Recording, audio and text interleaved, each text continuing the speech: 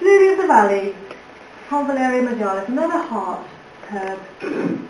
But this one is not used in hospitals, it's not used in orthodox medicine, because it contains over 40 different active components. And so it's not possible to say it's this bit or it's that bit. There's 40 different cardioactive substances which are all working together. And so research just isn't being done. But this is a fantastic one. It's safer than Stimpox blood. Low doses are needed. So yeah, it's a shame really. I've just bought it as a herb, so I'm going to start using it. But I do need to find out what dose to use it. Now this one was used by the Iron Age bog people. So, the whole is, who would want to be an Iron Age bog person? And it used to be given as a last meal to the human sacrifices. And it produces a sense of well-being. So very good for panic attacks, hysteria, those kind of things. Again, not being researched into, sadly, except as a possible cancer treatment. And it stops the protein uptake in cancer cells. So there is possible research to be done here for that one. The toxicity, there's always a fear of children eating the berries, especially at Christmas time, but they would have to eat quite a few berries for it to be toxic, really. Really, it would be stomachache and diarrhea and a bit of cramping. And I included it really because mistletoe is always thought of as being a toxic plant, but it's not really.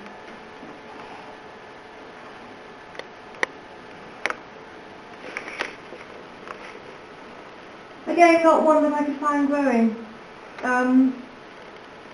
Friends did say that they had it growing in their garden, but it never, I don't know, I never managed to actually get to grips with it and photograph it. And it does make a very pretty garden flower, aconite, Aconitum lapellus, or wolfsbane. Again, bane, wolfsbane. And it's not that the wolves went to eat it, but it was used, meat would be rubbed with the aconite and then left out overnight as a bait to kill the wolves. And it's a common cut flower. So often, you know, having a bunch of flowers, you might find aconite in it. And there have been news stories of florists being overcome by the scent, by the fragrance of the aconite in their shop and ending up in intensive care. So not really an ideal one for the cut flower. It's extremely poisonous, this one. It attacks the heart and the nervous system. Soon after eating it, there's a characteristic tingling all through the body, and then the voluntary muscles start to twitch. And there's a sensation almost of ants creeping all over the body. Arum Maculatum, lords and ladies. I remember as a child, a few of these growing at the end of my, I brought up in a market garden, there was a long road, and there's quite a few of these ones growing. And I knew that they were poisonous, and there's something about them. Every day I'd walk past them when they were like this, and there's like a sort of lure towards these poisonous plants, but at the same time there's this kind of fear that they were going to jump out and get me. I always seemed to skirt around them. Now the leaves contain one of the most toxic compounds in the plant world, hydrocyanic acid, prussic acid, a violent and rapid poison. It inactivates the respiratory enzymes and so pretty much stops breathing. These cyanogenic glycosides they are, once they're in the stomach, they become cyanide. And there's an awful lot of stone fruits which contain this hydrocyanic acid. A lot of the Rosaceae family, so cherry, apricots, peaches, all of these sort of kernel ones, they all contain this substance. And if they are eaten, they become, in the stomach, they become cyanide. In my medical dictionary, it says that if you ingest cyanide, symptoms start within a few seconds, rarely longer than 2 minutes. The patient utters a cry and falls insensible. Respiration is first rapid and convulsive, later slow and gasping. Death usually comes within 5 minutes. So it's very much the cyanide, the poison of the Cold War and all the sort of thrillers, isn't it? But small doses of cyanogenic glycosides are found in a lot of herbs. So elder, hawthorn, wild cherry, all ones that are used as medicine, commonly used as medicine. So it takes quite a lot for it to be really poisonous.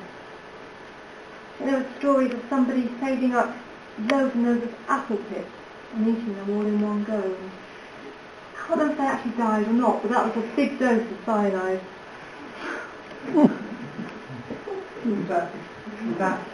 I think it's purposely done So in small doses, they act on the parasympathetic nervous system. And if you remember from the beginning, that the parasympathetic nervous system acts to calm everything down. So it slows the heart rate. Also as an expectorant to sort of improve coughing and like wild cherry is used for whooping cough and all those sorts of things. They're very, very calming. And in the Middle East, almonds, another one containing this substance, are used a lot in desserts. And going back to the Lords and Ladies, this part of the upper part, it contains a very caustic acid within the actual red berries. And if you bite into one of these berries, there is this really horrible burning sensation. And the consultant friend who wrote up about the Datura, he told me that he did, as an experiment, he did bite one of these berries and said it was so horrible and painful. It was a kind of burning sense that he would never forget. And children, sadly, have died from swallowing the whole berries, which, if you can imagine the intense pain of that, several berries being eaten, how it would affect in the gut, doesn't really bear thinking about. Something came into my garden and ate all of mine. Really? I didn't find any dead bodies. They were there one day and the next day a lot of the fruit was gone. Animals, some animals, like with the jelly nightshade or any of them, they can eat them without any consequences.